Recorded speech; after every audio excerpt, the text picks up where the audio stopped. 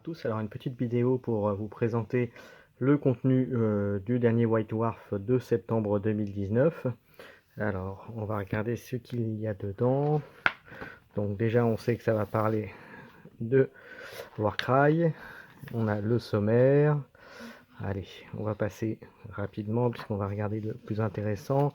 Alors, la question peinture, ben, vous voyez, il y a des petites idées et des petits conseils pour la peinture. Ensuite, on voit la figurine du mois, donc du Caradon. Vous voyez les nains dans toute leur splendeur. Voilà, je montre un peu. Voilà, je vais mettre un peu plus. Voilà, vous verrez mieux comme ça. Ensuite, un petit peu de fluff sur les factions de Warhammer. Donc là, vous voyez, on a sur la première, je crois que c'était plus, voilà, c'était plus AOS. Et là, on est plus sur du 40K. Ensuite, on a des illustrations et voilà. Voilà, là c'est un joueur qui nous raconte son expérience de joueur. Un petit peu de fluff sur les Dark Angels. Donc je vous invite à le lire. C'est plutôt pas mal. J'ai commencé, j'ai pas fini, j'avoue. Mais c'est très bien, je vais finir cela. Ensuite, une petite historique sur l'index des Astartes. Donc là, spécifiquement plus sur les Archangels. Voilà, on vous explique un peu comment fonctionne le chapitre. On vous montre des illustrations. Donc là, c'est pareil, c'est du très bon fluff que je vous invite à lire. Des conseils pour 40K, voilà, avec une bataille, voilà, conditions de victoire. Un petit plan sur les armées. Je passe assez vite puisque c'est pas trop le sujet qui nous intéresse en ce qui nous concerne nous, puisqu'on est plus basé sur Kill Team et sur Warcry. Alors un Redemptor, voilà, bon ça avant qu'on en ait, mais ceci dit ça va arriver assez vite. Désolation glaciaire, donc là c'est sur des armées spécifiques. Voilà, un petit truc pour convertir, ça peut être pas mal là, aussi bien pour Kill Team pour Warcry, ça peut être des bonnes idées.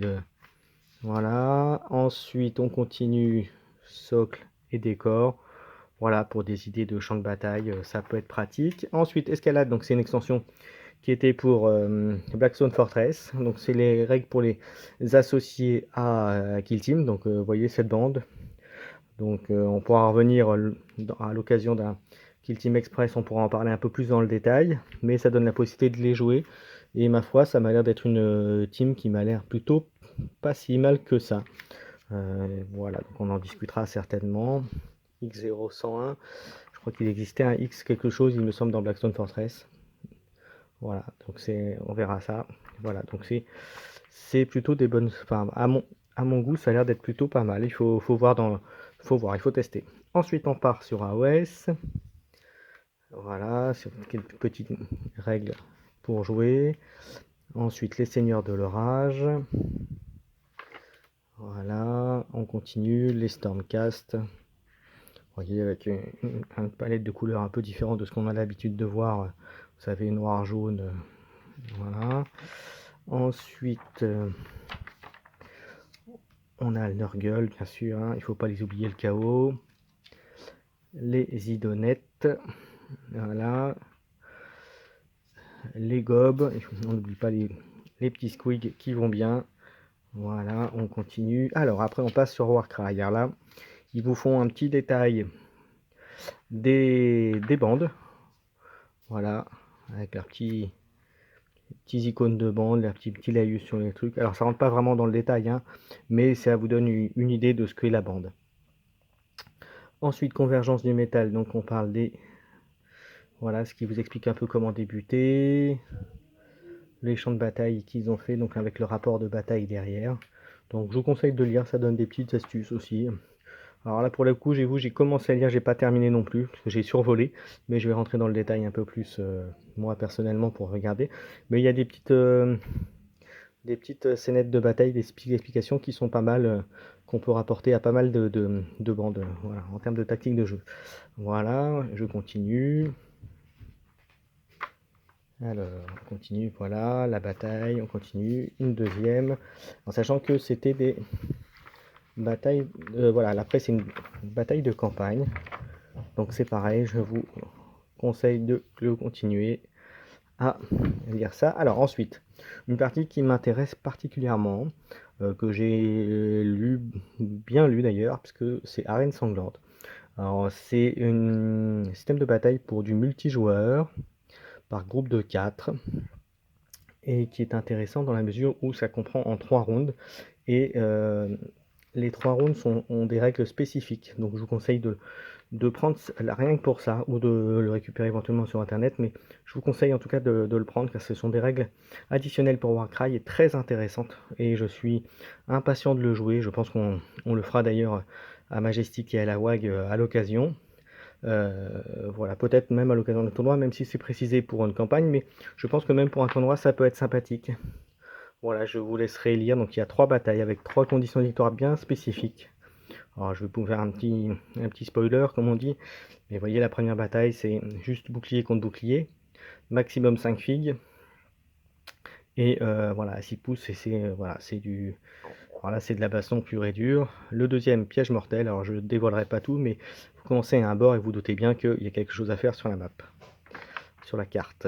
Et ensuite, Seigneur de la Spire, et là par contre, là c'est du 4 joueurs. Voilà. Et alors je vous donnerai juste, dernier petit spoiler, l'artefact gagné par le gagnant gagne un artefact qui s'appelle la couronne de champion, et je dirais juste ça: ajouter 1 à la caractéristique de force des combattants amis tant qu'ils sont à 6 du porteur, donc c'est très fort. Voilà, donc je m'engage fortement à le prendre, en tout cas pour les joueurs de Warcry, car ça rajoute une profondeur supplémentaire au jeu. Ensuite on passe sur du Beastgrave, donc sur Underworld saison 3, donc ça vous explique un petit peu ce qu'il y a. Alors là on passe à du AOS. Voilà, on continue. Alors j'avoue que ça j'ai pas trop regardé, comme ça me concerne un peu moins, mais je pense que ça peut donner un peu de fluff également. Ensuite on passe au démon, donc là on repasse plus sur du 40k. C'est des très belles peintures, il faut reconnaître. Et là on passe aux frères Bogan, donc qui sont dans l'extension la forteresse noire. Vous avez les règles pour les jouer, donc là je passe assez vite, puisque voilà. Et ensuite un petit peu le fluff avec Gotrek Urnason, donc le nain tueur de géants et tueur de beaucoup de choses, qui est très très fort et qui se joue pour l'instant en AOS. Je ne désespère pas qu'il arrive sur Warcry, mais en tout cas je pense qu'à lui tout seul il est capable de battre une armée, d'après les rapports de bataille que j'ai vu sur AOS. Effectivement ça a l'air d'être le cas. Voilà. Et je vous invite à lire les romans parce qu'ils sont très bien. Et voilà, donc un petit historique sur Gotrek, un Tactica, et enfin on finit par Middle-earth pour les joueurs de figurines qui veulent jouer dans le Seigneur des Anneaux. Voilà, avec quelques petites règles supplémentaires. Et enfin, une petite page sur ce qu'ils ont fait. Et le mois prochain, on passera sur les tanks.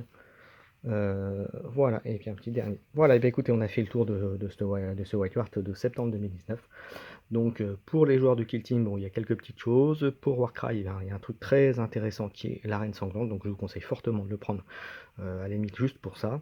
Et puis voilà, bah, écoutez, si ça vous a plu, j'en ferai d'autres lors des prochaines sorties de White Dwarf. Voilà, n'hésitez pas à mettre vos pouces, à vous abonner si ce n'est pas le cas. Et puis à bientôt pour un prochain White Dwarf ou pour un KT Express.